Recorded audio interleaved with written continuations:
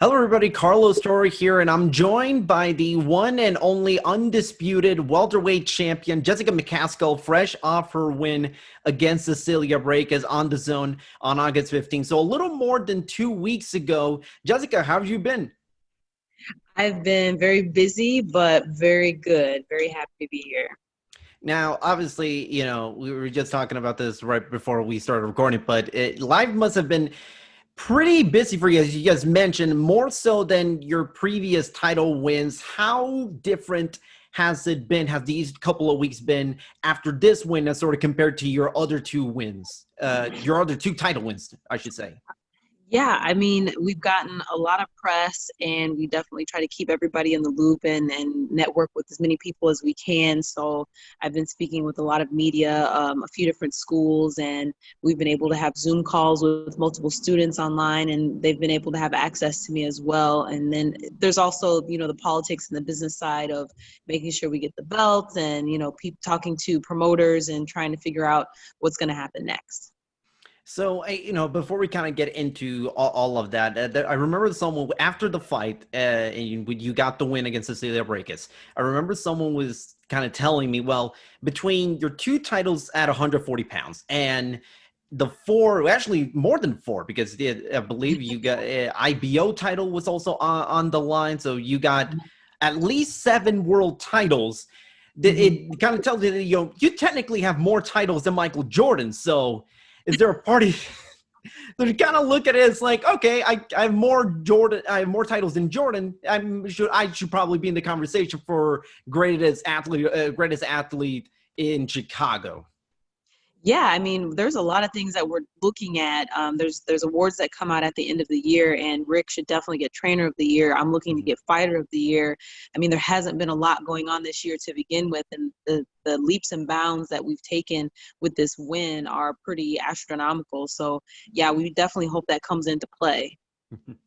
So going back to the fight, obviously it was a very compelling, very competitive fight, very exciting fight between you and Cecilia Braekhus. What did you think of, sort of kind of looking back? What do you think of it? Was it the type of fighter, and was it the Cecilia Braekhus that you're kind of expecting to see when you were two fighting? I was not expecting what I got. I was expecting a lot more jabs. I was expecting a lot more foot movement. We were prepared for either or, whether she was going to, stay on the bike and move around or if she was going to come forward. And I took that first minute of the first round to kind of gauge and see what their game plan was going to be. And I found myself moving and circling, and I saw her coming directly at me. And I thought, that's their game plan. They're coming straight forward. So, we're just going to go head to head. And the way that the fight happened wasn't really, some fans loved it, some fans hated it, and I'm not the type to really focus on being cute or a certain thing to get the win. The most important thing was I needed to shake her up and be a little rough and take it. And that's what I did. So did you have to sort of, after that first round, did you and Rick kind of looked at each other and kind of thinking, okay, maybe we kind of need to make a little bit of an adjustment to the game plan just to sort of look at what Cecilia will do for the rest of the fight, seeing as it wasn't exactly the type of Cecilia Braekhus fight that you were expecting? Well, we were prepared for both game plans that we Mhm. thought they might have. And so the game plan, if they were coming directly at us, was just to go. I mean, our strength and conditioning and our longevity is through the roof. And with her age and the way that they train, we figured that we would have the upper hand. And so we would push the throttle the whole way. So obviously now the question goes a little bit into about the rematch. I know there's a rematch clause, but after the fight, it almost kind of seemed like Cecilia might be thinking about retiring. That kind of post fight interview more or less it felt like a send off, so to speak. But obviously we can't tell until she actually kind of confirms that whether or not she's retiring. Do you kind of believe that Cecilia is going to retire, or do you think that at the end of the day, there's going to be a rematch? believe there's going to be a rematch. I mean, it's so hard for boxers to say that they're going to retire. I mean, if you look at, Roy Jones or Mhm. Mayweather or Mike Tyson, those guys keep coming back. And so I can't really bank on her retiring. What the best business move would be is for her to sit out the next fight, and then Taylor and I can have a McCaskill Taylor too, and then she can fight the winner and the loser. So she's building herself up better if she sits out for the next round. If she fights me again and loses, even gets knocked out, the fans aren't going to want to see her continue. So, kind of going to that whole fight week experience, obviously in Tulsa and in the bubble, so to speak. I mean, it was a very, very unique experience, and I've had boxers kind of detail their experience the week leading up to their fight during this COVID-19 era. I remember Michael Conlon telling me that he spent all his time either resting or playing Call of Duty, which is something he never got to do in previous fights. So, what was that experience like for you in the days leading up to the fight, between the testing and the just sort of being able to sort of relax a little bit more, maybe compared to past fight weeks? Yeah, we tested a couple of times before we left for Oklahoma. And then, of course, we had to be in the bubble, like you mentioned, when we got there. So we showed up, got paperwork signed, and we were escorted directly to our rooms. And we were to be there for 48 hours before having contact with each other, with our team. I was escorted to the gym every morning for my 1 hour workout. And before and after, there was a hazmat team there to sanitize everything and make sure it was ready for the next boxer. And then in between just those other hours, I had a lot of interviews, a lot of Zoom calls, a lot of just workouts with my trainer via Zoom. So that was very helpful. But I did get a lot of rest. I love fight week. I get a lot more sleep than I normally do. I'm able to like watch, junk TV, things like that. But the interviews kept me busy, and just making sure, going over game plan with my coach over the phone. Those things were just kind of the small details that we went over. So obviously, you fought in the UK, you fought in Chicago, and this one, the last fight in Tulsa, Oklahoma, to say the least, it was a very, very different type of atmosphere and setting. You guys literally fought on the streets of Tulsa, Oklahoma. How does Yeah. it kind of compare, at least the atmosphere and the in-fight feel in Tulsa and the setting it was compared to your past fights, whether it be in Chicago or in the UK? I think what kind of dampened the vibrance of the situation was that there was no crowd. I mean, if you're talking about we're in the street and there's a crowd surrounding you and you just got all of these different elements, I think it would have been really heightened. But to not have a crowd and to not have to kind of decompress yourself from all of the emotions and vibes that the crowd is sending you, it was just a very even playing field. I enjoyed, the bubble. I enjoyed having a lot of focus and being able to hear my coach, Rick Ramos, the whole time. So it didn't really even feel like, hey, we're outside. I had blinders on and I was very focused on what we were doing. But it's such a contrast being in Oklahoma where there's like 5 cars on the street at once, max, and, being in London or being, in Chicago where there's a lot of foot traffic that you have to do. You have to, help out the promoters, and you're going, here and there for interviews. So it was a very relaxing opportunity. So now I remember you saying in the past that you feel great fighting at 147 pounds. Would you kind of consider this maybe your optimal weight, or kind of how do you compare fighting at 147 to your past fights at 135 and 140 pounds? I think the thing is that people don't realize how much power I have, Mm. and just the ability I have to impose the pressure on the other fighter, and that comes at any weight. And so now it's just kind of we're playing ball at 147. We could do a Cecilia rematch. That fight, that's nothing where I feel like I would get hurt. I feel like I have the more power in between the two. And then if you're talking about a McCaskill Taylor rematch, that would also be at 147. We're going to play ball here at 147 at the welterweight title.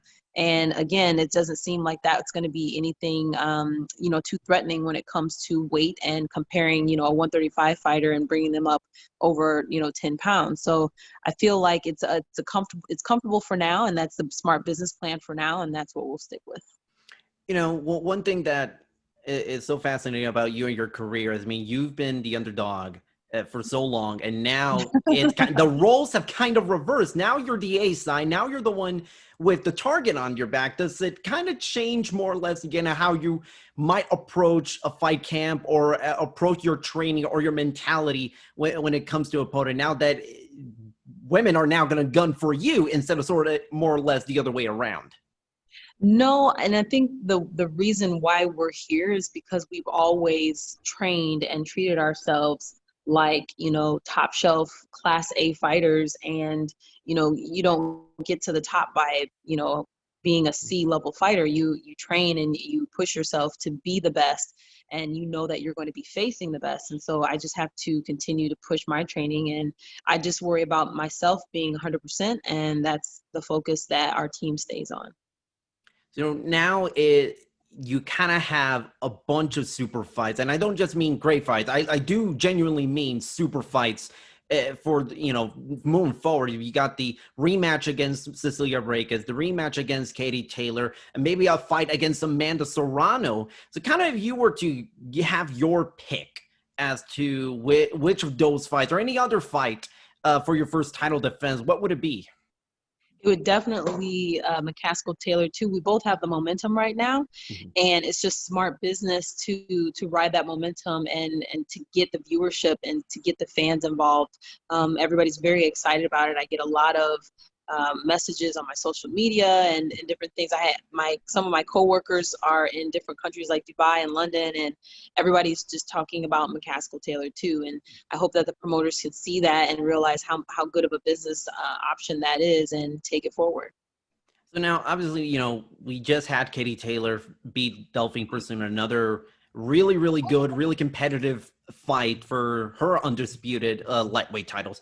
What do you kind of think of Taylor's performance against Persoon? I know there were some people that kind of thought Persoon won it, but that's a different conversation. But regardless, it was another very exciting fight. It was very compelling. So, what are your thoughts on Katie Taylor and her win against Delphine Persoon? I feel like Katie's really putting herself through a lot of wars. And like she said herself, Delphine drew her in. I think her plan was to kind of stay on the bike and move. And Delphine just drew her in. And, Katie's not a brawler, and she's making the mistake of doing that. And she puts her body through a lot of wars, and it's only deteriorating at this point. She's had so many fights that she can only decline. And as for myself, I have maybe 36 fights or so, including my amateur career. And so my body can only go on the incline. So she's just got to be really careful not to get herself hurt and have to bow out of boxing rather than, retire willing. I've been kind of looking at not just your fights and not just Katie fight, but the women's boxing fights that we've had ever since boxing returned from the pandemic, in my opinion, have been absolutely spectacular. Between your two fights that you guys have had, Terry Harper, Natasha Jonas, another excellent fight, Rachel Ball, a lot of great fights. And there's a part of me that kind of just looks at it and thinks it would have been really, really good to at least have the championship fights not be 2-minute 10 rounders and just kind of be the same as the men at 12 rounds and 3 minutes long. What are kind of your thoughts on maybe potentially getting those types of fights at the very least 3-minute rounds? My thoughts are basically echoing Rick Ramos, my coach and manager. I mean, when you think about the pool of females that we have, it's pretty limited as of right now, and a lot of females aren't ready for that change and haven't been training to be prepared for that. And so you start stretching out the rounds to be longer, and then you start adding rounds to the 10 rounds, and that just leads for people to get hurt. And honestly, when you're a fighter, they don't even really have to give you a great reason as to why they suspend you. I got suspended from my 2019 fight, and I won that fight. I had no issues, no cuts, no injuries, and I think they were just being really precautious. And so I was suspended for 30 days. And so once you start getting these suspensions, 30 to 90-day suspensions, then you're limiting the fighting pool again. And, you won't have as many fights, female fights to begin with. And like you said, we just had, what was it, like 3 or 4 amazing female fights in the past month. And so we want to keep on that path, and we don't want to minimize the fights that we're having. So I'm going to stick with the health professionals, and if they say 2 minutes, 10 rounds, then I'm going to go with that. But again, if they change it to 3 minutes or 12 rounds or both, we're prepared for that. Which is fair. And kind of looking at the landscape of women's boxing in general, obviously I think it's gotten a lot more attention in the last few years than, say, perhaps in the past. And obviously, we got women's boxing in the Olympics. We've got women's title fights headlining shows that now, it's not even a rare thing. It's not even it's something you kind of look and think to yourself, wow, that's pretty unusual. Now it's kind of more or less becoming the norm. Is that kind of how you think right now is the direction that women's boxing is going, that it's now sort of finally starting to get a little bit of a foothold and start to gain traction and be more or less on par with the men? It's definitely gaining traction, and right now with the pandemic going on, and then just a lot of fighters not even being able to fight, the women have come through and really been able to bring the entertainment. And I think the main goal is just to be on an equal playing ground and not really have to highlight men or women, just boxing in general, and that's what we want to do. Looking at your career and looking at what's ahead, obviously, for a lot of fighters, winning the world title, it's kind of like the end of their journey. But for you, it almost seems like it's just the beginning, because now you've got, as I mentioned, all these fantastic fights. Does it kind of feel the same to you, where it's not just the end, but it's more or less the beginning of a brand new chapter? Now it's kind of like, now you can get your career going. Yeah, I feel like there's a lot of big kind of boxes to tick now. We want to make sure that we get in the Hall of Fame. We every year we want to make sure that we're best fighter, best trainer of something, making sure that we're making the mark and being an example, and putting out the fights that the fans want to see. You're not going to get those awards if you're not providing those type of things. So those accolades are definitely pinnacles to reach every time, every year. And, like you said, we have big names that we want to work towards. And you never know. I mean, the next couple of years, you never know who's going to come out as a shining star and who's going to go to the top of the ladder. So it's just kind of a matter of time before there's some new faces. So now we kind of looking at just everything going on right now, and the pandemic has certainly shifted a lot of fights, canceled a lot of fights, and just kind of put the sport in a very unique and precarious spot. I mean, you're kind of now looking at the future, or at least the immediate future. Is there kind of a part of you that's kind of thinking, even if Cecilia wants the rematch, wants it as quickly as possible, it's not even now up to the promoters. It's just up to, just the stars aligning for a fight actually being allowed. Because, I mean, we don't have a ton of fight cards coming up, at least compared to how it was pre-pandemic. Mm-hmm. Yeah, it's really just kind of letting the things happen around you, and just always being ready. I mean, a fight could pop up, a fight could start and then cancel and then shift times. And so it's really important for fighters, especially if they're wanting to be taken seriously and to keep their career going or get their career started, to always be ready. You can get a phone call, a couple weeks before a fight, and you want to be able to take that opportunity, especially as a newer fighter. They want to be able to take those opportunities. But I'm like you said, you have to wait for the stars to align and just be ready for that phone call. Kind of looking back on your fight, obviously we've had a ton of fights, and I mean a lot of fights that were canceled or moved because of a pandemic, or a fighter gets test positive for COVID-19. Was there kind of a part of you that was a little worried that something was going to happen, where maybe a fighter on the card, or several fighters on the card that's not even from your fights, that would test positive for COVID-19, and then just the whole event gets scrapped? Is there a part of you that kind of would think that, a little bit worried that the fight would fall through and it would have it for no one's fault?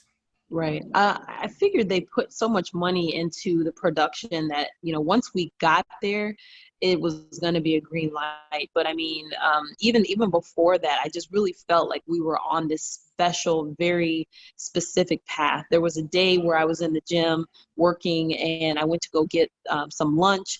And on the way, I mean, like a couple of blocks away, and on the way back, I hear all this crashing, and these cars start moving out of the way, and there was a car barreling towards me, and it literally stopped 1 foot away from my car. I was like, Jesus, stop the car. And for something that dramatic to happen and be so close to me, I just was like, okay, we're on a very special mission right now, and this is going to happen, and there's nothing that's going to get in the way. So I just had an unbelievable amount of faith that everything was going to go the way that it needed to go, and it did. So what's kind of next for you, or at least in your perfect world, when would you like to be fighting next? I wouldn't mind something at the end of the year. Maybe I'm hearing maybe some things in November or maybe December. But then again, I don't know how confident those comments are. Like you said, there could be more cities that shut down or numbers could spike. So beginning of the year, January is probably the latest I would like to get something rolling again. Lastly, we are living in kind of an unprecedented times in more ways than one. And I'm just not just talking about boxing. I mean the world in general. A lot of the pandemic problems, social and any human rights issues going on, and athletes kind of weighing in on their thoughts on everything, and in some regards leading to charge from the Milwaukee Bucks to the NBA to kind of boycotting the game. And even in boxing, we had a press conference yesterday where Jermall Charlo held up a sign that said "Arrest the cops who killed Breonna Taylor." And now that you kind of have this bigger platform as the undisputed champion, I guess there's a bigger voice now.